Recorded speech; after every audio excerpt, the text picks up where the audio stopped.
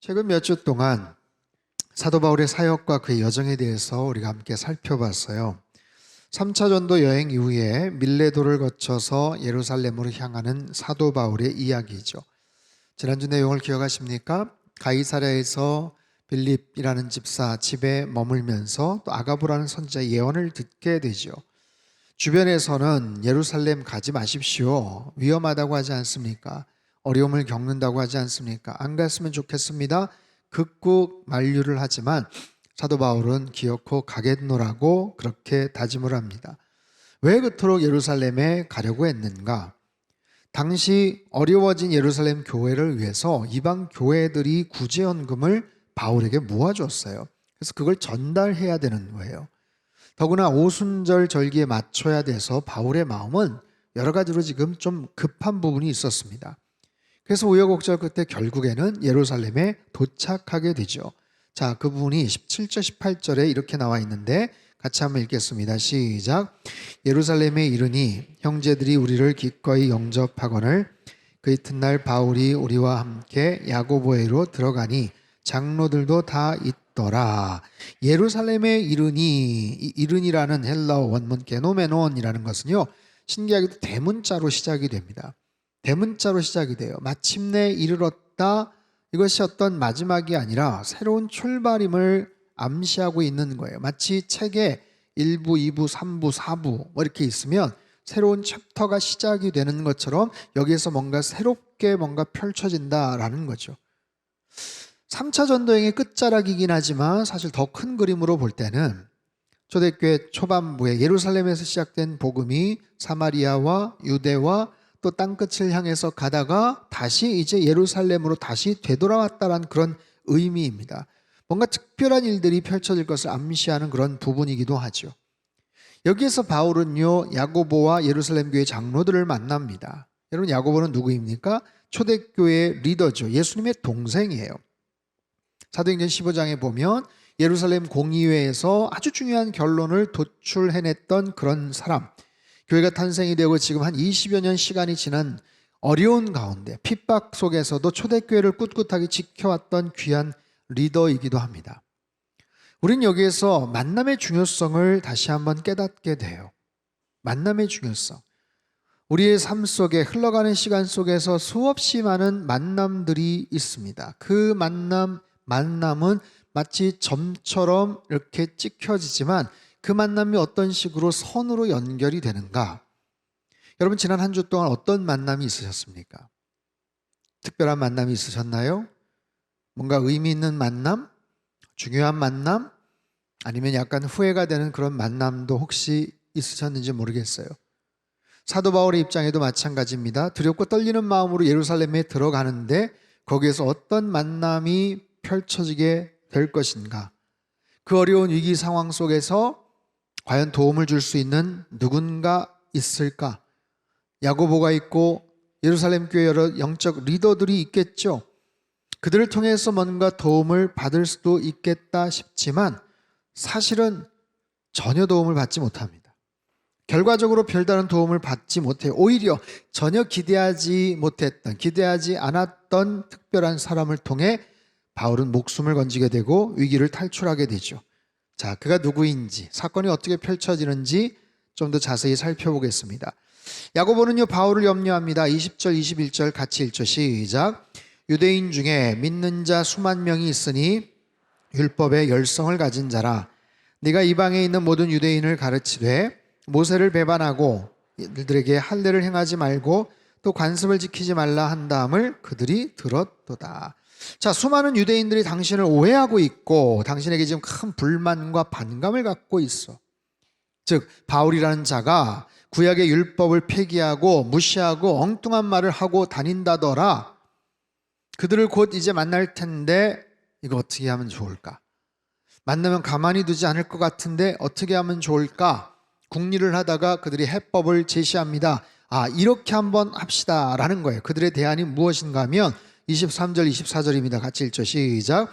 우리가 말하는 이대로 하라. 서원한 네 사람이 우리에게 있으니 그들을 데리고 함께 결례를 행하고 그들을 위하여 비용을 내어 머리를 깎게 하라. 그러면 모든 사람이 그대에 대하여 들은 것이 사실이 아니고 그대도 율법을 지켜 행하는 줄로 알 것이라.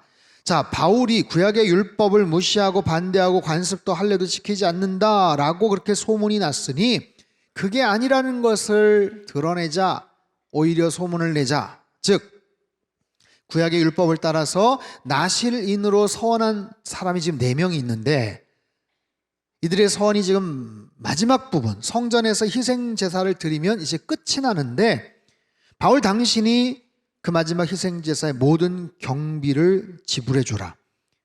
그래서 사도 바울이 구약의 율법을 무시하는 사람이 아니라는 것을, 그것이 오해라는 것을 오히려 역으로 사람들에게 알리고 오히려 소문을 내자라는 거예요. 자, 나실인으로 서원한 사람들이 마지막에 헌신의 제사를 드릴 때는요, 번제물로 1년 된 흠없는 순양 하나, 속죄제물로 1년 된 흠없는 암양 하나, 화목제물로 흠없는 순양 하나와 무교병 한 광주리, 고운 가루에 기름 섞은 과자들, 기름 바른 무교전병들, 꽤 복잡해요.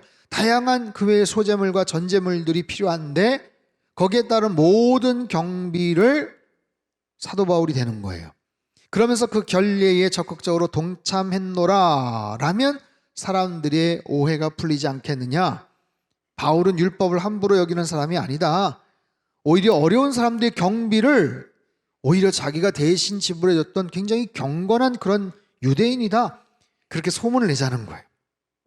그래서 바울은 그게 괜찮을 것 같다 싶어서였는지 그 제안대로 성전에 들어가서 그대로 실천을 합니다. 그대로 실천을 합니다. 근데 결과는 헛수고였어요. 하나도 도움이 되지 않았습니다. 바울이 그 많은 경비를 어디서 댔는지는 모르지만 손해만 봤어요. 돈만 날렸어요. 자, 무엇을 할 수 있는가? 여러분, 때로는 우리들이 의지하는 사람의 말이 전혀 먹히지 않을 때가 있다는 거예요. 내가 누군가를 의지했는데 도움을 청했는데 거기에 대한 도움이 전혀 먹히지 않고 헛수고로 돌아갈 때가 있다.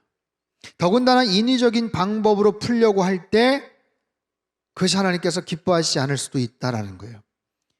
여러분, 어떤 상황에서 너무 사람을 의지하지 마십시오. 지나치게 어떤 사람을 의지할 때 오히려 실망하는 경우가 있어요. 때로는 배신을 당합니다.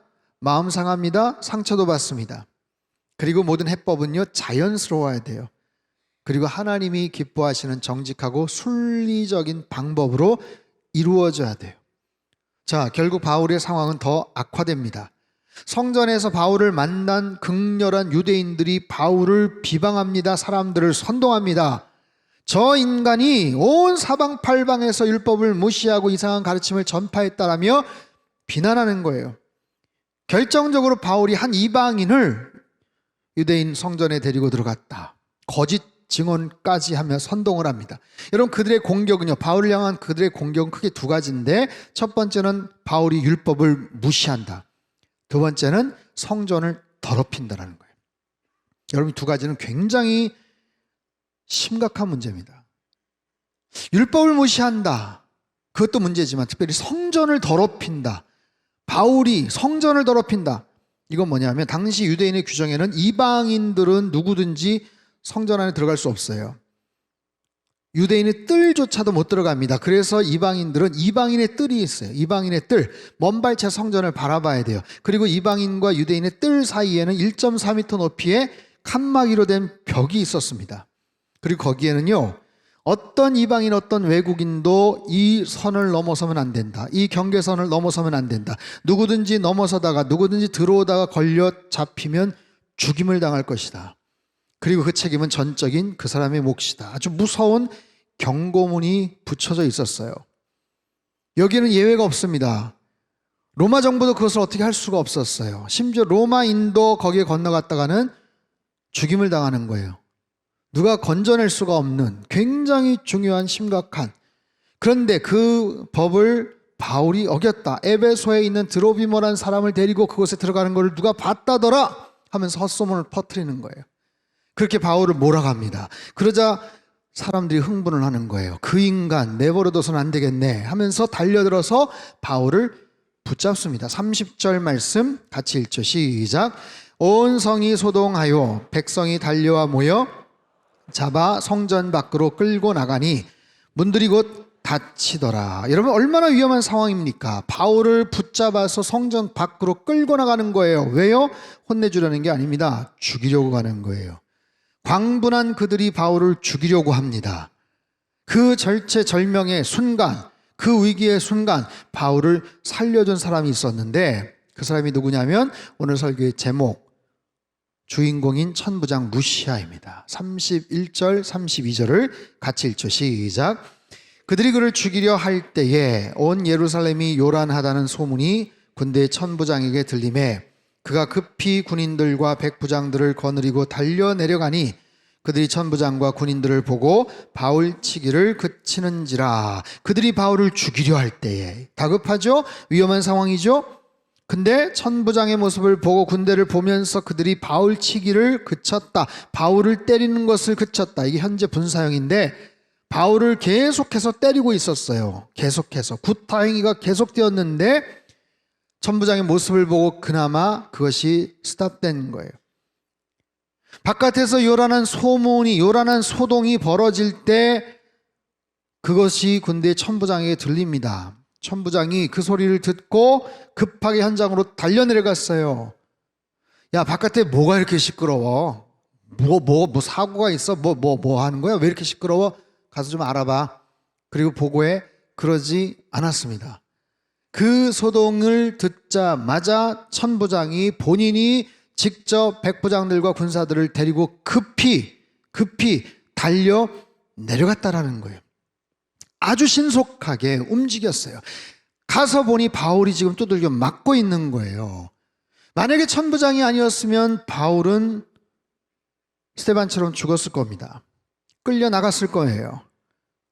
그러나 천부장의 모습을 보고 그들은 잠깐 중단을 합니다. 자, 사도 바울은요, 이름도 알지 못하던 천부장을 통해서 목숨을 건지게 되는 거예요. 이 천부장의 이름은 후에 나오는데 글라우디오 루시아라는 사람입니다. 예루살렘에 있던 로마 수비대 군 지휘관이에요. 군 지휘관, 천부장은 휘하에 1000명의 군사를 병력을 둘 수 있는 꽤나 높은 지휘관입니다. 이 사람 이름이 루시아, 이방인의 이름인데요. 글라우디오라는 것은 클라우디우스 황제 통치 중에 거액을 들여서 로마 시민권을 얻어냈다라는 뜻입니다. 당시 시민권을 손에 넣은 사람들이, 관례들, 황제 이름을 자기 이름에 붙였어요. 4대 로마 황제인데 14년간 통치를 했어요. 이 사람이 통치 초기에 예산 확보를 위해서 로마 시민권을 거액을 받고 그렇게 팔았다라는 기록이 있어요. 어쨌든 사도 바울은 로마의 천부장 루시아와 그 군대들로 인해서 목숨을 건지게 됩니다. 아마도 피를 철철 흘리고 큰 부상을 입지 않았을까 싶어요. 그런데 광분한 무리들은요, 폭행하는 것을 그치기는 했지만 가만히 있지 않았어요. 계속해서 외칩니다. 그를 죽여버리라고, 그를 없애버리라고. 난리가 났어요. 군사들이 와서 바울을 감싸고 있는데 가만히 있지 않는 겁니다. 오히려 스크럼을 짜고 내놓으라고 막 달려드는 거예요. 그래서 안 되겠다 싶어서 병영 안으로 이 바울을 데리고 가자라고 하는데 그냥 갈 수가 없어요. 그냥 갈 수가 없는 상황이에요. 자, 우리말 성경으로 한번 읽어보죠. 35절 36절 말씀 같이 읽습니다. 시작. 바울이 층계에 이르자 군중이 더욱 난폭하게 굴어 그를 둘러매고 가야 했습니다. 따라가는 군중은 계속 그를 없애버려라 하고 소리쳤습니다. 여러분, 이 장면 한번 상상해 보십시오. 군사들에게 둘러매여서 가야 됐다. 떠매어 간 거예요. 여러분, 이 장면이 떠오르십니까? 군사들이 지금 호위를 하고 있는데도 백성들이 마치 승냥이 때처럼 이리 때처럼 으르렁거리면서 따라오는 거예요. 제대로 설 수도 없고 제대로 부축해서 갈 수가 없으니까 떠매어서 그냥 지금 가는 거예요. 근데 뒤에선 뭐라고 이들이 소리를 치냐면 그를 없애버려라, 그를 없애버려라, 그를 죽여버리라라는 거예요. 여러분, 이 단어 아이레 아우톤이라는 이 헬라어 이 문장은요, 그 인간 죽여버려라라는 뜻이에요. 없애버려라는 뜻이에요. 근데 이 표현이 정확하게 성경 안에 또 한 번 나와요.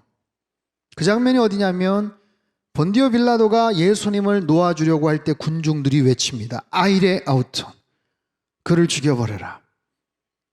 예수, 그를 죽여버려라. 십자가에 못 박아라. 군중들이 외쳤던 동일한 표현이 여기도 사용이 됩니다. 바울은 지금 예수님과 같은 그런 수준의 고난에 놓여 있어요. 비록 십자가형은 아니지만 맞아서 주먹으로 또는 스데반처럼 돌에 맞아서 죽을 수 있었던 그런 위기의 순간입니다. 정말 위기의 순간이에요. 목숨을 잃을 수 있었던 그런 어려운 상황 속에서 하지만 하나님은 사도 바울을 보호해 주시죠.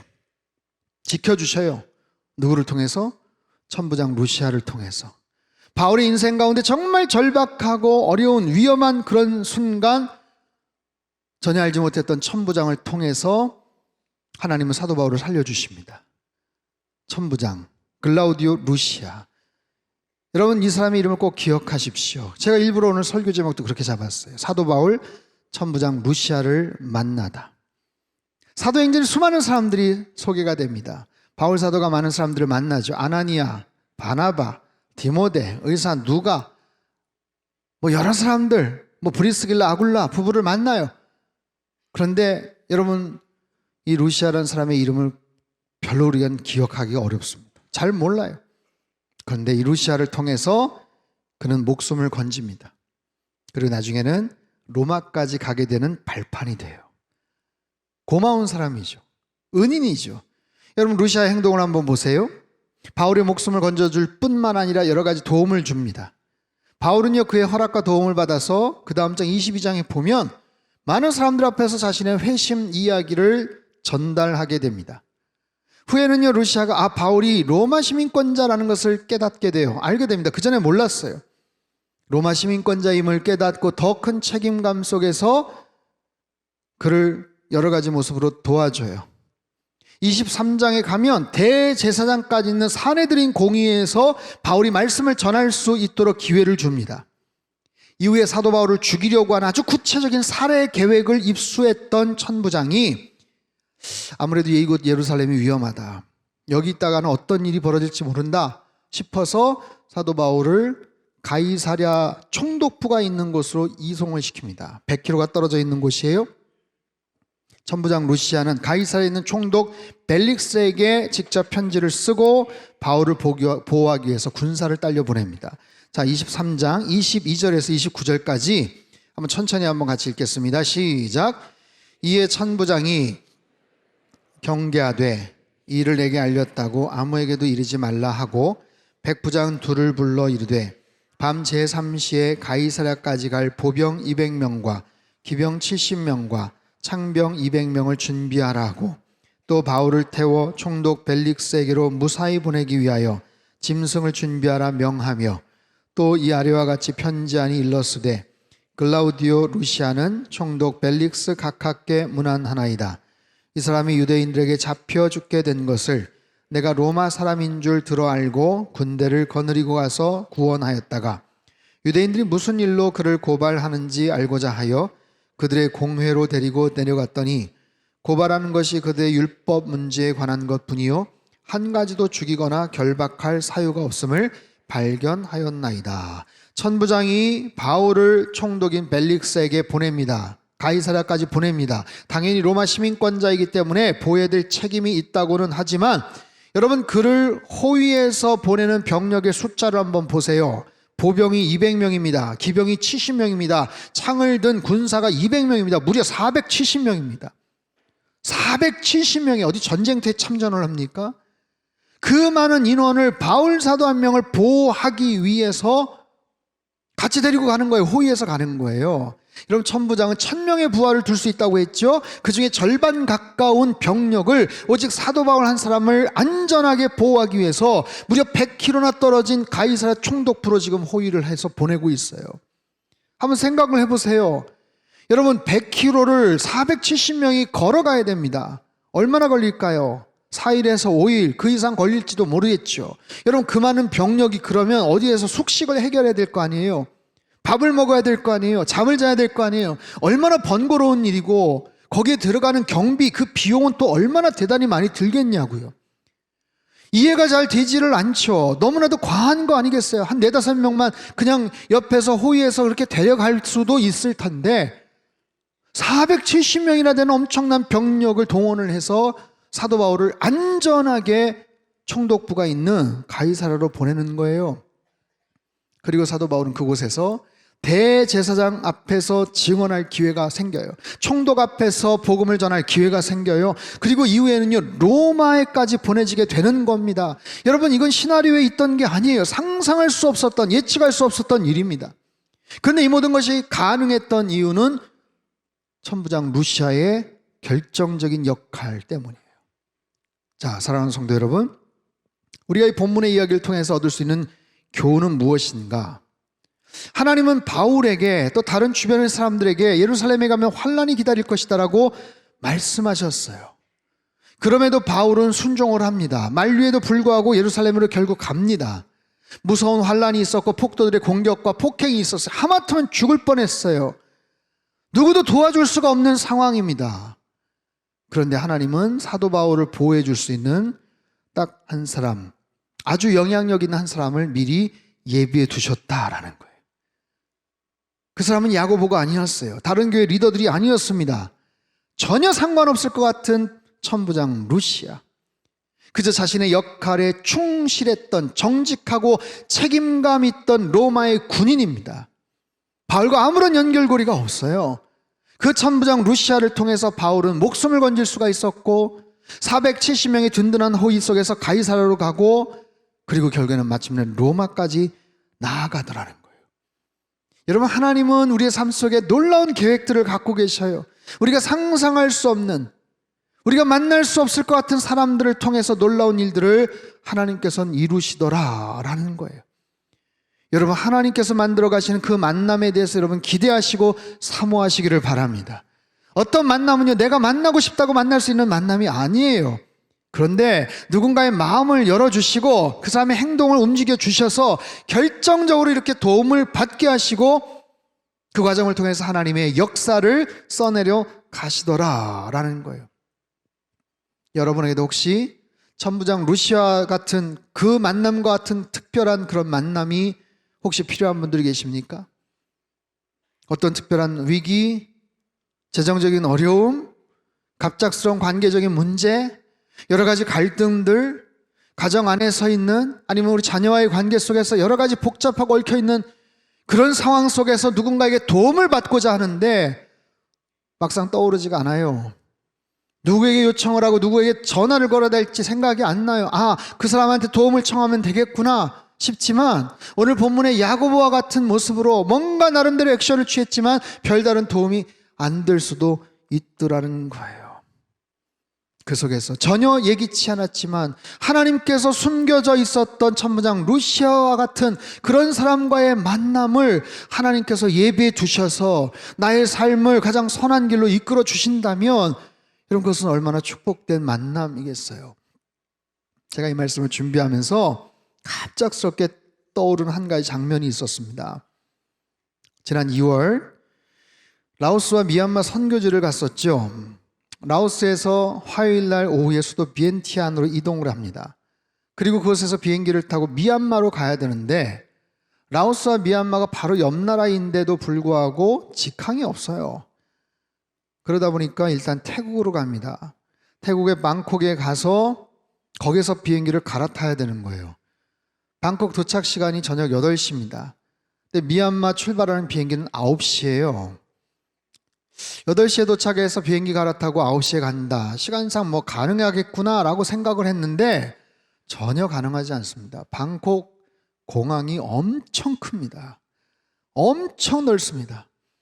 그리고 준비된 뭐 비행기 그냥 갈아타면 되는 게 아니에요. 입국 수속을 따로 받아야 되는 거예요. 그래서 현실적으로 그 시간 가지고는 갈아탈 수가 없었어요. 근데 그 사실 자체도 몰랐어요. 자, 방콕에 도착을 합니다. 도착해서 내려가는데 웬 공항 직원이 제 이름을 적은 종이를 들고 저를 찾는 거예요.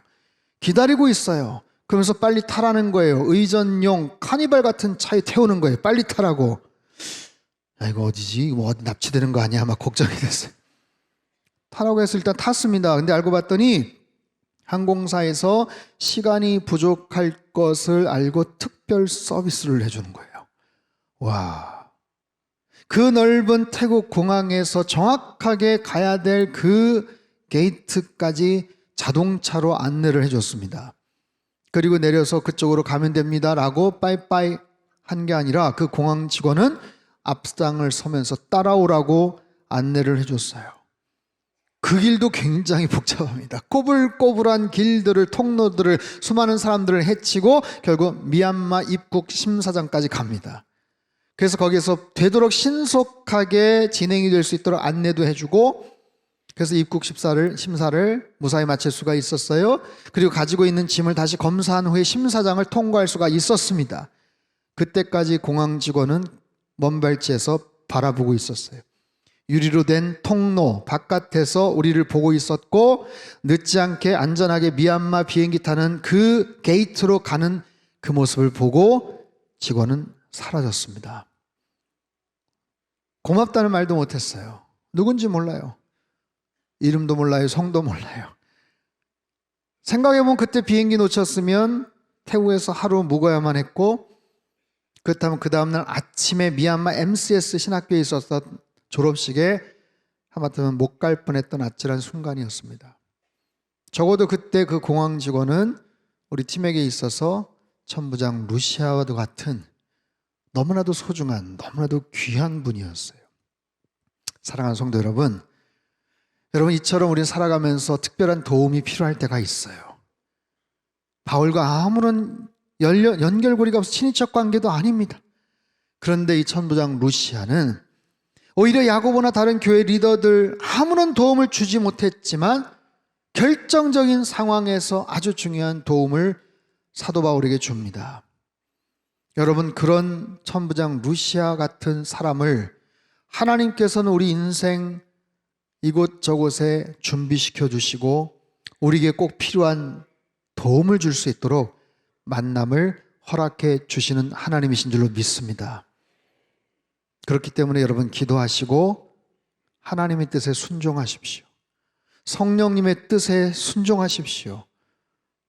이것이 될까 말까가 아니라, 이것이 힘들까 말까, 돈이 얼마나 나올까 말까가 아니라 하나님이 기뻐하시는 일인지 아닌지를 더 결정적으로 먼저 생각을 하세요. 그럴 때 하나님은 우리의 모든 상황을 초월하셔서 가장 정확한 타이밍에 천부장 루시아 같은 사람을 예비시켜 두시고 우리에게 큰 도움을 허락해 주시더라라는 거예요. 여러분, 그 한 사람을 찾으시고 만나시는 특별한 은혜가 있게 되기를 주님의 이름으로 축복합니다. 이 말씀 한번 뒤집어 생각해 볼까요? 우리에게 그런 천부장 루시아 같은 사람과의 만남이 필요한 것처럼 반대로 우리가 천부장 루시아 같은 모습으로 누군가에게 도움을 줄 수도 있잖아요. 누군가에게 도움을 줄 수 있어요. 지금 토요일마다 일터 선교사 훈련이 진행되고 있습니다. 우리의 일터 삶의 현장 속에서 우리는 신실한 믿음의 사람 크리스찬으로 살아가기를 원합니다. 내가 가진 직업, 내가 가진 달란트, 특별한 기술, 그 능력을 가지고 삶의 현장에서 하나님의 사람으로 살아가기를 원하는 거예요. 그런 부분들이 누군가에게 때로는 결정적인 도움을 줄 수도 있더라라는 거예요. 그래서 천부장 루시아처럼 자신의 역할에 충실하고 책임을 다하고 끝까지 충성하는 사람이 될 때 우리도 누군가에게는 천부장 루시아 같은 그런 은혜를 끼칠 수 있는 사람이 될 수 있음을 여러분 꼭 기억하시길 바랍니다. 여러분에게 펼쳐질 이번 한 주간을 축복합니다. 그 시간과 공간과 만남을 축복합니다. 하나님께서 그 만남을 통해서 어떤 일들을 행하실지 몰라요. 하지만 기대하십시오. 힘들고 어렵고 벅찬 그런 상황에서 누군가의 도움이 필요할 때 하나님은 꼭 필요한 적재적소에 천부장 루시아 같은 사람과의 만남을 예비시켜 두셨는 줄로 믿습니다. 또한 반대로 여러분이 누군가에게 그런 도움을 주는 그런 사람, 그런 모습으로 섬기고 은혜를 끼침으로 말미암아 하나님께서 기뻐하시는 사람, 또한 오늘 이 시대도 사도행전의 역사들을 써내려가는 저와 여러분이 되시고 우리 상당교회 될 수 있게 되기를 주님의 이름으로 축복합니다. 하나님 아버지, 우리의 삶 속에 천부장 루시아 같은 사람과의 만남이 있기를 소망합니다. 내 혼자 힘으로 어찌할 바 알지 못할 때 누군가를 떠올리며 사람에게 의지하려고 하지만 그 도움도 전혀 여러 가지 모습 속에서 먹히지 않을 때 하나님 앞에 눈물로 기도할 때 주님 적재적소에 천부장 루시아 같은 사람들을 예비시켜 주셔서 하나님 우리의 필요를 채워주시고 또 그것을 통해서 하나님의 역사들을 이어갈 수 있게 하여 주시옵소서. 또한 우리의 재능과 직업과 우리가 갖고 있는 여러 가지 모습을 가지고 누군가에게 큰 도움을 끼칠 수 있는 또 다른 천부장 루시아의 역할을 감당하는 이번 한 주간의 삶이 되게 축복하여 주옵소서. 존귀하신 예수님의 이름으로 기도합나이다. 아멘.